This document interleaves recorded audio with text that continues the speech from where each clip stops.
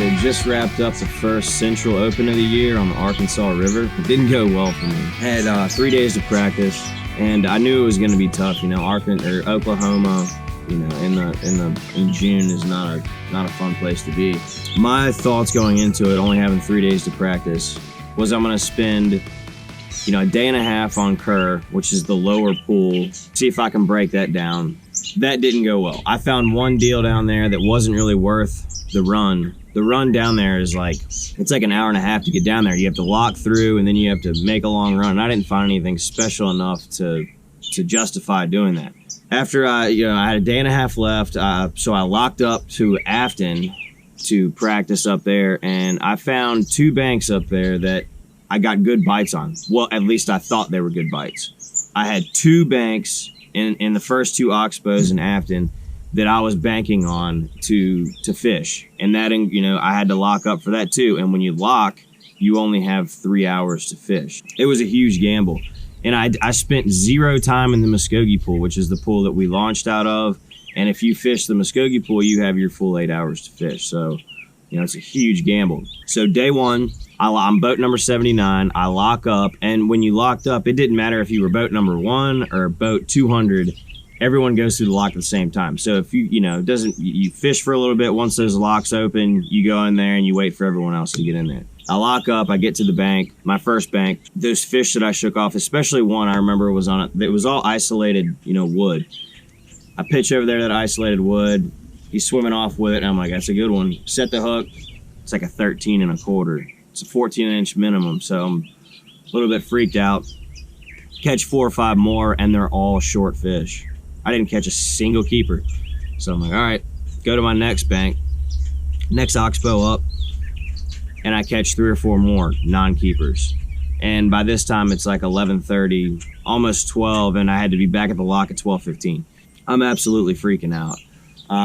I get back to the lock with no fish, and I'm launching back down to the Muskogee pool, which I had never even seen. I didn't see it until the day of the tournament, which, looking back, was not smart. If I had 3 days to practice and do it all over again, I would have just fished that pool, maximized my time, and I'm sure I could have scraped something together.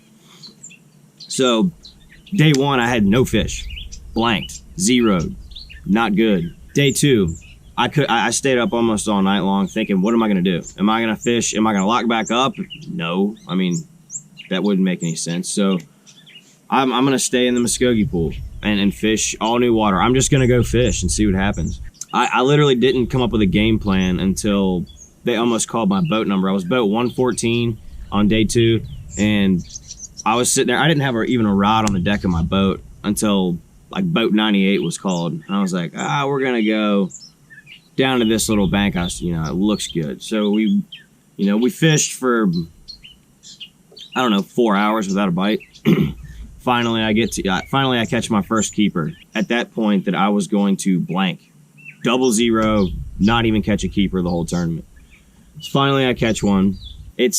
I'm on the south end of the pool, which is like 25 miles from takeoff, and we've got about an hour left until check-in. So I'm like, let's go back to. He caught on this one little island in the Anisho River. I don't know if that's pronounced correctly, but my co-angler caught a non-keeper, and I caught a non-keeper on this one stretch of bank. It's like a deep bank with isolated wood and stumps.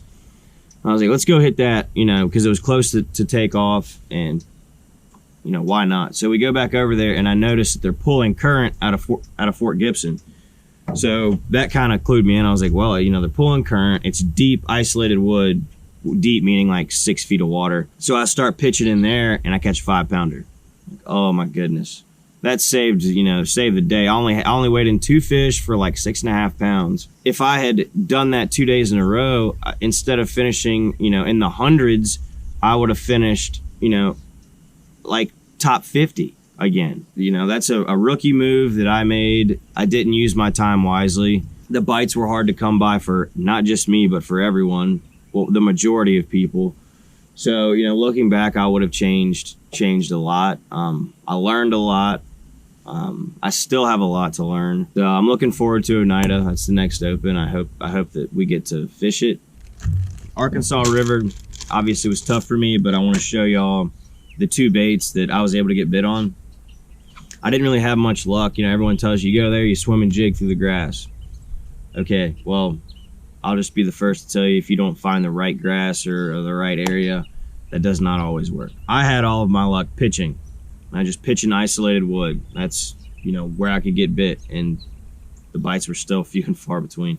But I was throwing, you know, pitching around a MISSILEBAITS Baby D-Bomb and Bruiser Flash. Got bit on that quite a bit.